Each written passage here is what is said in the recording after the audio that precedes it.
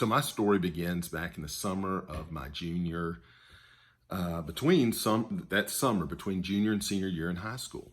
I lived in Wilmington, North Carolina, and I was going into my senior year at John T. Hoggard in Wilmington, and I had the blessing to serve and attend the National Student Government Association's conference, the national conference in Albuquerque, New Mexico that summer. And was thrilled. Never been out west, and so this was going to be that opportunity for me and several friends and our advisor to go and as part of the agenda, they had the pre-conference, which was we were going to fly into Las Vegas and then make our way to Albuquerque, New Mexico. And as part of that trip, we were going to get to see the Grand Canyon. We were going to get to see the Hoover Dam, the Painted Desert, and was real hyped. But one of the other things that they said was when we fly into Las Vegas, one of the nights while we're touring and getting to see what Las Vegas is all about, we're going to see one of those live shows, the live Las Vegas shows that you'd heard of, you know, I mean, Siegfried and Roy and Circus or something, right? I mean, just who knew? And so I was pumped. I was, telling folks, your friends, saying, hey, I'm going to Las Vegas, I'm going to get to see a show. It's going to be great. So a couple weeks before the trip, our advisor, Mrs. Ellis, informs us that we're going to get a chance to see one of those live Las Vegas shows.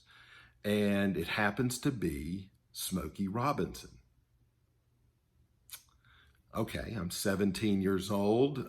Smokey Robinson would be the choice of my parents at the time. They would love to go see Smokey Robinson. I was disappointed, to say the least.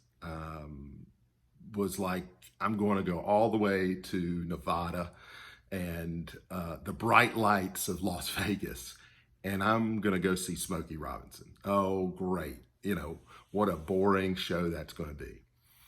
Disappointed, dreading it, and couldn't believe it. So I can take you to the spot.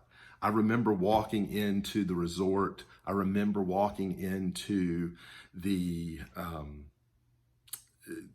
theater and was just kind of like, ho-hum, this is going to be great. Let me get through these 2 hours.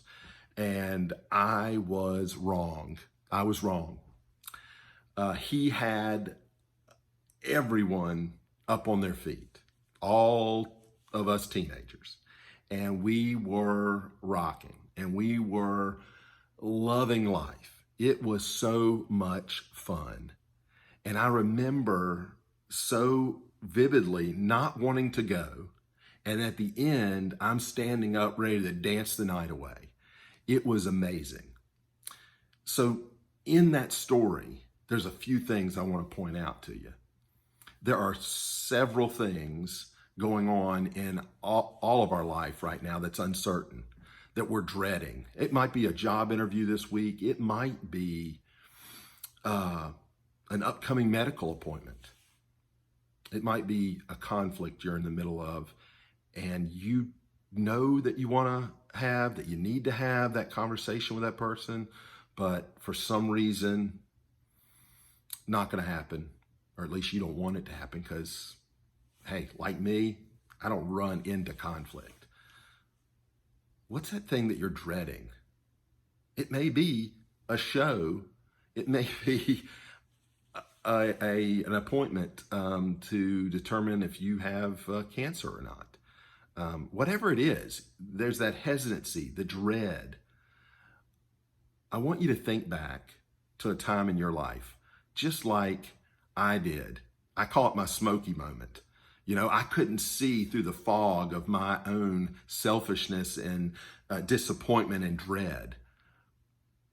So what is it? What is it that is allowing you not to see all of that? Maybe it's fear, maybe it's anxiety, depression, or for all of us, could it be just that we're languishing?